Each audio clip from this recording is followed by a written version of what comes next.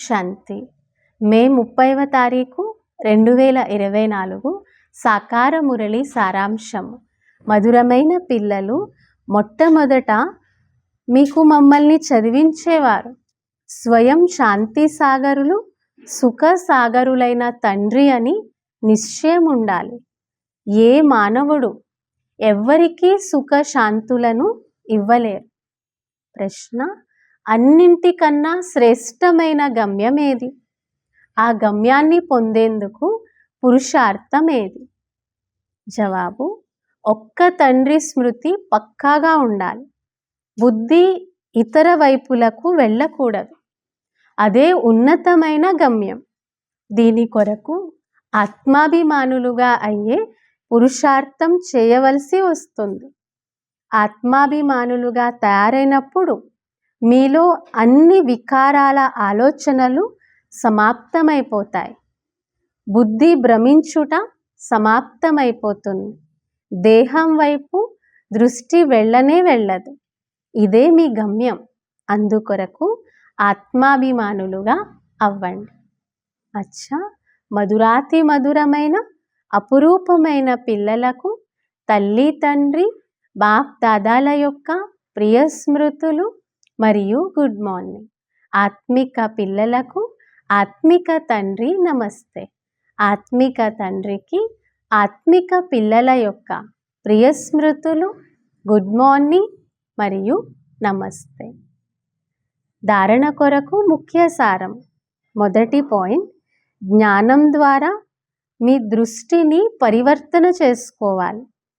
ఆత్మాభిమానులుగా అయి వికారి ఆలోచనలను సమాప్తం చేయాలి. ఏ వికారాల దుర్వాసన ఉండకూడదు. దేహం వైపు కొద్దిగా కూడా దృష్టి వెళ్ళకూడదు. రెండవ పాయింట్: బేహద్ తండ్రియే మమ్మల్ని చదివిస్తున్నారనే పక్కా నిశ్చయం ఉంటే స్మృతి శక్తిశాలిగా ఉంటుంది. నిశ్చయాన్ని మాయ కొద్దిగా కూడా కదిలించకూడదని ధ్యానం ఉండాలి.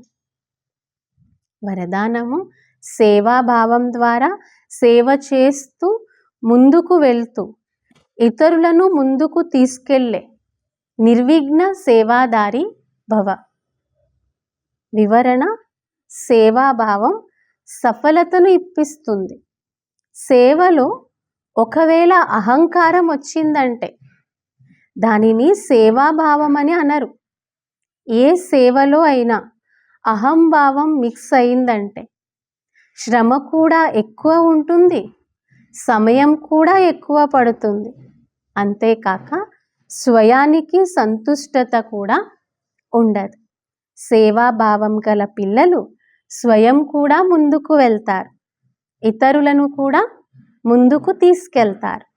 వారు సదా ఎగిరే కళను అనుభవం చేస్తారు.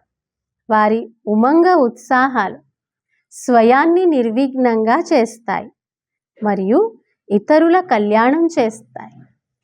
బాబా నిర్విఘ్న సేవాదారి అవ్వాలి అంటే అహంకారం ఉండకూడదు.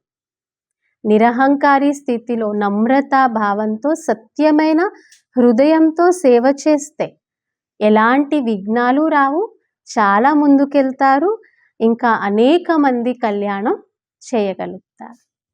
స్లోగన్: ఎవరైతే ఆకర్షించే సూక్ష్మ దారాల నుండి కూడా ముక్తులుగా ఉంటారో వారే జ్ఞానయుక్త ఆత్మలు. బాబా అంటున్నారు సూక్ష్మ దారాలు, సూక్ష్మ ఆకర్షణలు చాలా ఉన్నాయి. అయితే ఎవరైతే వాటిని కూడా పరిశీలించి వాటి నుంచి ముక్తులుగా అవుతారో వారే అసలైన జ్ఞాని ఆత్మలు. అచ్చా, ఓం శాంతి.